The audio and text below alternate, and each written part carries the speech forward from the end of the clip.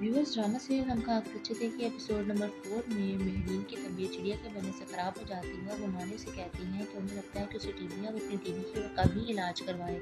मेहरीन गाड़ी में जाती है तो सफ़ान उसे मेडिसिन देता है, वो इनहेल करती है और साथ ही साथ पुरानी बातें सब सोचती है और सफ़ान से कहती है कि वो उसे शादी करने के लिए तैयार है।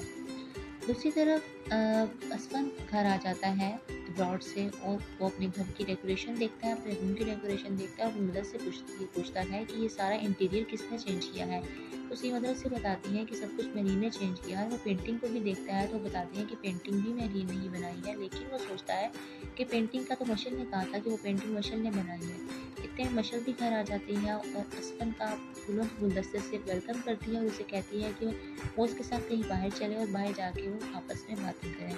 दूसरी तरफ मेहरीन के पास फूफो सालेह की कॉल आती है और वो उसे कहती है कि वो घर चक्कर लगाए और असफन से बात करे। मेहरीन कोई ना कोई बहाना लगा के उन्हें इनकार कर देती है और उसकी दोस्त शिबा उससे सब कुछ पूछती है कि वो ऐसा क्यों कर रही है, जबकि वो तो असफन के आने के लिए बहुत एक्साइटेड थी। दूसरी तरफ असफन और मशल आपस में बैठे होते हैं। असफन मशल से पेंटिंग के बारे में पूछता है कि वो पेंटिंग किसने बनाई थी असल में। दूसरी तरफ यूनिवर्सिटी का सीन होता है, वहाँ पे मेहरीन से शिबा कंटिन्यूसली यही पूछ रही होती है कि आखिर कि वो अपनी खाला साला से झूठ क्यों बोल रही है। मेहरीन उसे बताती है कि वो मशल और असलम के दरमियान में नहीं आना चाहती। मशल से जब असलम पेंटिंग के बारे में पूछता है तो मशल कहती है कि पेंटिंग उसी ने बनाई थी, लेकिन मेहरीन ने उससे ले ली थी। दूसरी तरफ बिजली का बिल ज़्यादा आने पे ममानी जान मेहरीन को अपने रूम में बुलाती हैं और उसकी इंसल्ट करती हैं। दूसरी तरफ मशल असफन को घर लेके आती है और उसे कहती है कि अंदर आके मेरी मदर से भी मिलो। मेहरीन की ममानी मेहरीन से बिल के बारे में पूछ रही होती है और मेहरीन उनसे कहती है कि वो तो एक्स्ट्रा कोई भी इलेक्ट्रिसिटी यूज़ ही नहीं करती।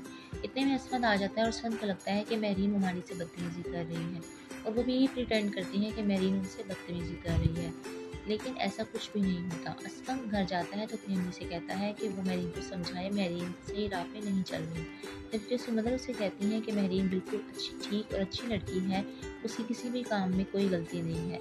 मेहरीन रूम में बैठी अपनी पेंटिंग बना रही होती है और मशर उसके रूम में जाके उसे फिर टीज करती है और उसे कहती है कि असफन उसे पसंद नहीं करता और उसने उसको मानी जान के साथ बदतमीजी करते हुए भी देख लिया था और उसके बारे में भी वो बात कर रहा था।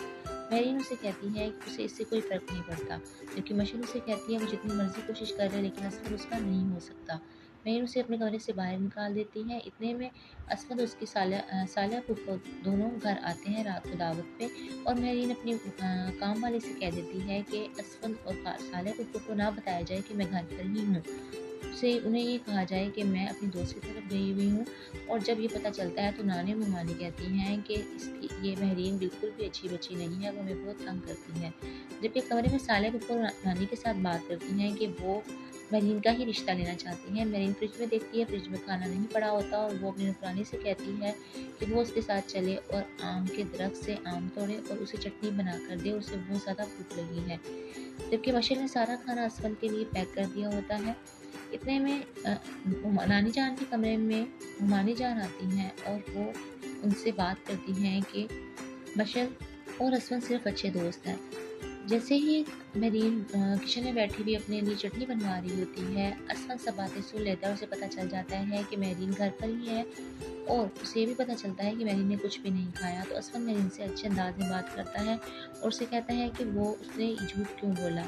तो वो उससे माफ़ी भी मांगता है कि फ़ोन कॉल पे उसने उसे जो कुछ भी कहा था उसके लिए वो शर्मिंदा है। इतने में मशल आ जाती है और मशल को रुकरानी बताती है कि असफल और मेरीन आपस में बात